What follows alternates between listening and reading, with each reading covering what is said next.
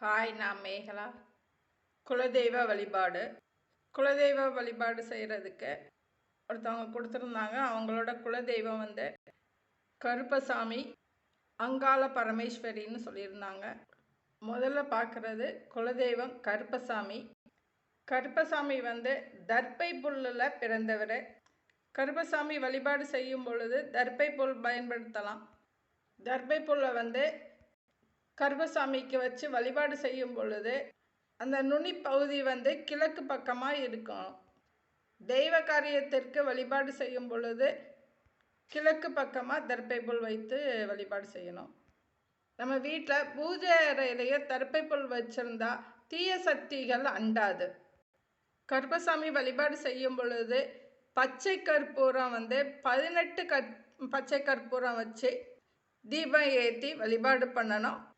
18 பச்சை கற்பூரத்தையும் ஒன்று மேலே ஒன்று வைக்கக்கூடாது. தனித்தனி அகல் விளக்கில் தனித்தனியாக ஒவ்வொரு விளக்குலையும் ஒவ்வொரு பச்சை கற்பூரம் வச்சு 18 பச்சை கற்பூரம் வச்சு தீபம் ஏற்றி வழிபாடு செய்யணும். கருப்பசாமி வழிபாடு செய்யும் பொழுது நெய்வேத்தியமாக சக்கரை பொங்கல், இளநீர், அவல், பொரிகடலை, பழங்கள் வந்து மாப்பழா, வாழை, கொய்யாப்பழமும் சேர்த்து வழிபாடு செய்யலாம்.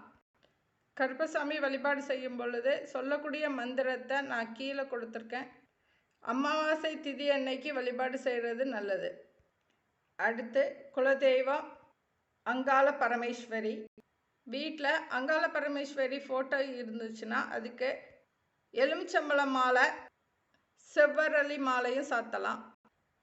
அங்காள பரமேஸ்வரி அம்மாவுக்கு வழிபாடு செய்யும் பொழுது தீபம் வந்து 2 மண் அகல் விளக்கில் நெய் தீபம் ஏற்றணும். அர்ச்சனை பண்ணுறதுக்கு வந்து குங்குமத்தால் அர்ச்சனை பண்ணணும். சிவப்பு குங்குமமாக இருந்தால் ரொம்ப நல்லது. அங்காள பரமேஸ்வரி அம்மாவோட மந்திரத்தை நான் கீழே கொடுத்துருக்கேன். அதை 108 தடவை சொல்லணும். எல்லோருக்கும் குலதெய்வ ஆசி கிடைக்கட்டும். தேங்க்யூ.